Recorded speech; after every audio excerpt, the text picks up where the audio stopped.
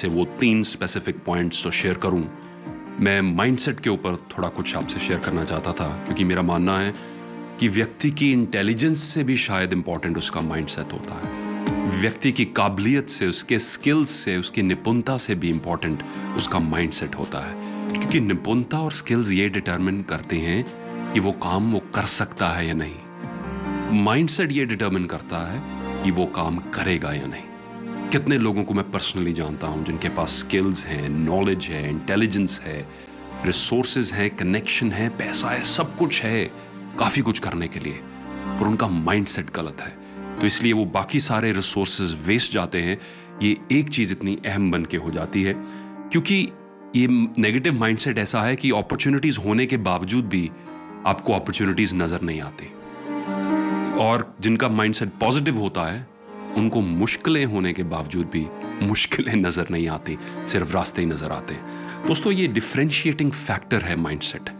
देखिए, एक ही क्लासरूम में एक ही टीचर से एक ही किताब पढ़ के वही स्टूडेंट्स अलग अलग कुछ सीख के जाते हैं, और ये उनके माइंडसेट के ऊपर निर्भर है। आप प्लीज नेगेटिव माइंडसेट वाले लोगों से बच के रहें, और खास करके कुछ स्टेट्स में जहाँ फॉरेन जाने का काफ़ी रिवाज है, वहाँ कुछ स्टूडेंट्स आपके कॉलेज में कुछ तादाद में आएंगे जो सिर्फ जिनको 3 या साल वहाँ गुजारने हैं, और वह सबको ये बताते रहेंगे, यार मैंने तो यहाँ रहना ही नहीं है, मैंने कनाडा जाना है, मैंने अमेरिका जाना है, मुझे तो बस ये डिग्री करनी है। इनसे प्लीज़ बच के रहें, और इनसे अगर टाइम मिले तो ये भी कहें, भाई तू अभी जा कनाडा, तू 4 साल बाद क्यों जा रहा है? क्योंकि वो 4 साल अगर आपका बेस्ट फ्रेंड ये पर्सन बन गया तो ना तो इसको खुद पढ़ना है, ना आपको पढ़ने देगा, ना इसको अपना भविष्य यहाँ खुद बनाना है, ना आपको बनाने देगा। So it's very important that आप लाइक माइंडेड इंडिविजुअल्स, जिनको जीवन में कहीं जाना है, वैसे लोगों को ढूंढें और उनके साथ, बिकॉज आपकी कंपनी का आपके ऊपर काफ़ी असर हो रहा है। और जहाँ तक माइंडसेट की बात आती है, ये आप देखें कि स्टूडेंट्स की परफॉर्मेंस की मैं बात कर रहा था, एक ही क्लासरूम में एक ही टीचर से पढ़ के अलग अलग चीज़ें सीख के जाने की, ये बच्चों की मेंटल कैपेसिटी के ऊपर डिपेंड नहीं करता है, ये उनके इंटेलिजेंस के ऊपर डिपेंड नहीं करता है, ये उनके माइंडसेट के ऊपर डिपेंड करता है। सो मान लीजिए, the right mindset is like a prerequisite to get the maximum out of your student life and out of your professional life.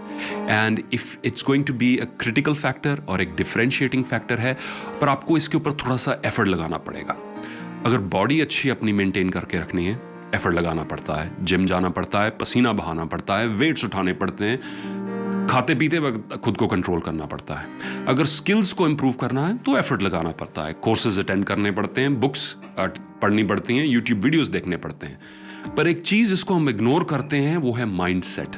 अगर अपने माइंडसेट को पॉजिटिव करना है तो भी थोड़ा एफर्ट लगाना पड़ेगा, क्योंकि मैंने कई वीडियोस में ये पहले शेयर किया है माइंडसेट की इंपॉर्टेंस क्या है, और मैंने ये भी शेयर किया है कि अगर माइंड को आप थोड़ा कंट्रोल नहीं करेंगे, जैसे बुद्धिस्ट इसे मंकी माइंड कहते हैं, क्योंकि बंदर की जरा एक जगह से दूसरी जगह छलांग लगाकर जाएगा। और खास करके सोशल मीडिया के ज़माने में कहीं व्हाट्सएप पे कोई वीडियो आ गया, कहीं ट्विटर पे कुछ हो गया, कहीं कुछ ना कुछ हो गया, आपको ये लगेगा सब जगह कुछ ना कुछ हलचल हो रही है, पर ये बेकार है दोस्तों। ये सब चीज़ें डिस्ट्रैक्शंस हैं, कहीं कुछ नहीं हो रहा है जब तक आप अपनी कहानी के ऊपर फोकस नहीं करते, आप अपनी लक्ष्य के ऊपर फोकस नहीं करते। आप एक दिन व्हाट्सएप चेक नहीं करेंगे, कोई आफत नहीं आने वाली। ट्राई करके देख लीजिए, फेसबुक पर, इंस्टाग्राम पर अपडेट्स नहीं डाल रहे, कुछ नहीं होने वाला। और ये जो दोस्त जिनके लाइक्स के ऊपर आप बहुत अपने आप को इंपॉर्टेंट फील करते हैं, आज खुदा ना खास्ता आपको कुछ हो जाए तो हॉस्पिटल के बाद ये लोग नहीं आने वाले हैं। आपके वही क्लोज फ्रेंड्स, आपके वही चाहने वाले वही मौजूद होंगे यहाँ पर। So the digital world is a big distraction, और आपको माइंडसेट अपने को कल्टीवेट करने के लिए थोड़ी एफर्ट्स लगानी पड़ेंगी कि माइंड नेगेटिव की तरफ जल्दी जाता है, पर आपको इसको पॉजिटिव की तरफ लेकर आना है। खुद से ये सवाल करना है अपने माइंडसेट को ट्रेन करने के लिए कि is there a brighter side to this situation. ठीक है, आज अगर मैं छोटे शहर में पढ़ रहा हूं और मेरी कामना थी मैं बड़े सिटी में पढ़ूं, तो क्या इस रियलिटी की कोई ब्राइटर साइड है? हो सकता है आप कॉलेज 10 मिनट में पहुंच जाते हो, 5 मिनट में पहुंच जाते हो, और बड़े सिटीज में 1-1 घंटा लगता है सिर्फ कॉलेज पहुंचने के लिए। हो सकता है जो हॉस्टल में रहकर पढ़ते हैं उनको सुबह अपना नाश्ता खुद बनाना हो, आपको मम्मी परोठे खिला के भेजती है, ये ब्राइट साइड हो। Look at the bright side, ये कल्टीवेट करें of things, of situation, of other people.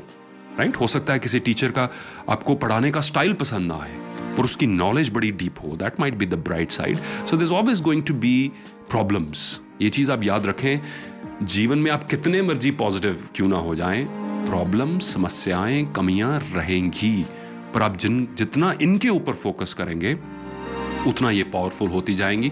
और अब जितना एक वो आशा की किरण ढूंढेंगे, कोई पॉजिटिव साइड ढूंढेंगे, उतना वो आपको और मिलती जाएंगी। सो अपने माइंडसेट को आपको इस तरह ट्रेन करना है कि नेगेटिव चीज़ें आपको ओवरपावर ना करें, और छोटी सी उम्मीद की किरण भी आपको आगे जाने की जो क्षमता है, जो हिम्मत है, वो देती रहे। और क्योंकि आपका माइंड अगर ओवरपावर हो गया, आप अपने माइंड को फिर अगर हो भी जाता है तो ट्रेन करके दूसरी तरफ ले जा सकते हैं। ये क्षमता ह्यूमन बीइंग्स में है, that in what ever situation, वो कितनी भी डिप्रेसिंग सिचुएशन क्यों ना हो, हम अगर एफर्ट लगाएं, हम अपने माइंड को पॉजिटिव डायरेक्शन में अगर धीरे धीरे एक मसल की तरह ट्रेन करें तो उस तरह डायरेक्शन में ले जा सकते हैं। This is the point I am trying to make about the right mind set. Please enter your colleges, your universities, your workplaces with a positive mindset. Otherwise, you're going to miss out on so many opportunities. वो कहानी मुझे यकीन है सब ने सुनी होगी, मैंने भी एक YouTube वीडियो में रिकॉर्ड कर की है रिसेंटली। द 2 shoe salesmen, 2 नौजवान थे जो जूते बेचने के बिजनेस में थे, जिनके मालिक ने उनको बुलाकर आकर कहा, दोनों को इन दोनों की कॉलेज प्लेसमेंट से ही नौकरी लगी थी वहाँ पे। उनमें से एक काफ़ी पॉजिटिव था, दूसरा नेगेटिव था। तो बॉस ने बुलाकर दोनों को कहा, मैं तुम दोनों को इंटरनेशनल ट्रिप पे भेज रहा हूँ, कंपनी इंटरनेशनल जाने वाली है, आप दोनों को सिलेक्ट किया है, वहाँ जाएं और फिजिबिलिटी रिपोर्ट तैयार करें कि क्या हमारी कंपनी को वहाँ ऑपरेशंस लॉन्च करने चाहिए या नहीं। जो पॉजिटिव था बड़ा खुश हुआ, यार मुझे ये अपॉर्चुनिटी मिली है। जो नेगेटिव था वो उदास हुआ, कहता ये बॉस हमेशा मुझसे खुंदक खाता आया है, मुझे पता था इसने ये खुंदक मुझसे निकालनी थी। अफ्रीका भेज रहा है, इंटरनेशनल जा रहे हैं तो किसी अच्छे कंट्री में जाते, अफ्रीका जा रहे हैं, धूल मिट्टी मच्छर। पर चलिए, जैसे कैसे दोनों ये अपनी फ्लाइट पर रवाना हो गए अलग अलग माइंडसेट्स के साथ। अफ्रीका पहुंचे तो जो पहला वहाँ पे जो पॉजिटिव वाला था, उसने देखा कि यहाँ तो कोई जूते पहनता ही नहीं है, राइट।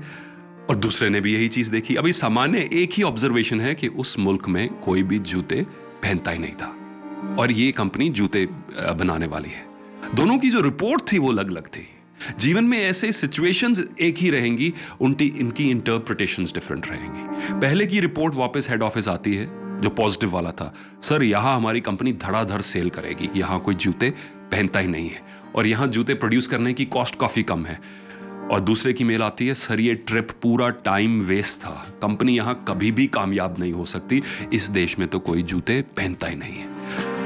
तो ये जानना कोई बड़ा सवाल नहीं होगा कि इन दोनों में से कौन वाइस प्रेसिडेंट बना अफ्रीका ऑपरेशंस का, किसको हेड बनाया गया, किसकी किस्मत बदल गई, कौन वहीं का वहीं अटका रहा, ये जानना मैं आपके ऊपर छोड़ता हूं। Mind set is very powerful. एक और चीज जो आपसे शेयर करना चाहता हूं वो ये है कि how to make the best of this moment. दोस्तों, रणवीर सिंह की मूवी का वो गाना सबके लबों पर चढ़ गया था, अपना टाइम आएगा, अपना टाइम आएगा। और वो मूवी भी बड़ी इंस्पायरिंग थी।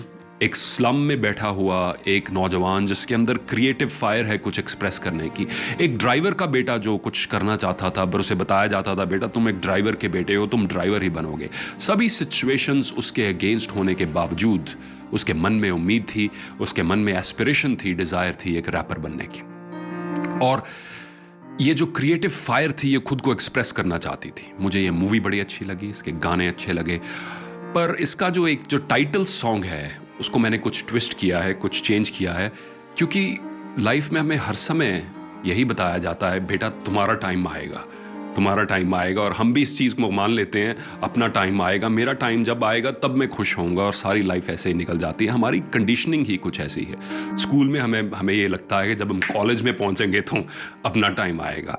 कॉलेज में हमें ये लगता है जब मुझे पहली जॉब मिल जाएगी तो अपना टाइम आएगा। छोटे शहर वालों को लगता है जब मैं बड़े शहर में पहुंच जाऊंगा तब मेरा टाइम आएगा, राइट। जिनकी शादी नहीं हुई उनको ये लगता है जब मेरी शादी हो जाएगी तब मेरा टाइम आएगा। जो इंडिया से बाहर इमिग्रेट करना चाहते हैं उनको लगता है जब मैं कनाडा ऑस्ट्रेलिया पहुंच जाऊंगा तब मेरा टाइम आएगा। जो वहां बैठे हुए दुखी हो रहे हैं उनको लगता है जब मैं इंडिया वापस पहुंच जाऊंगा तब मेरा टाइम आएगा। जब छोटे होते हैं लगते हैं जब बड़े हो जाएंगे, इंडिपेंडेंट हो जाएंगे, तब अपना टाइम आएगा। बड़े होकर जब जिम्मेवारियां पड़ जाती हैं तब ये लगता है जब सबकी जिम्मेवारियां पूरी कर दूंगा, सबकी डिमांड्स पूरी कर दूंगा, तब मेरा टाइम आएगा, तब मैं चैन की जिंदगी व्यतीत करूंगा। प्रमोशन हो जाएगी तब मेरा टाइम आएगा, फॉरेन हॉलीडे मिलेगी तब मेरा टाइम आएगा, फाइनली रिटायर हो जाऊंगा, किसी बीच पर बैठ के आराम करूंगा तब मेरा टाइम आएगा। इतने में ऊपर वाला कहता है बेटा चलो अब तुम्हारा टाइम आ गया। और ये सिचुएशन बड़ी दर्दनाक होती है। तो इस सॉन्ग को मैंने चेंज कर दिया है और आप सबको एक नया नारा दे रहा हूं कि अपना टाइम आ गया, अपना टाइम आ गया। इस भ्रम में, इस इल्यूजन में मत रहें कि अगर मुझे जीवन में कुछ करना है तो मेरा टाइम आज से कुछ समय बाद आएगा, क्योंकि वो ये कुछ समय बाद वाला जो पॉइंट होता है ना दोस्तों, ये शिफ्ट होता रहता है। इट्स अ शिफ्टिंग गोल।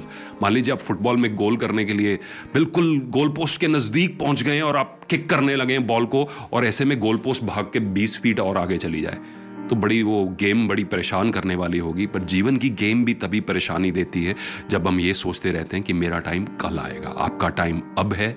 आपको ये सोच के अपने कॉलेज के टाइम को, अपनी पहली जॉब को, आप जो भी कर रहे हैं उसको इस नज़रिए से देखना है कि पहली बात, accept things as they are.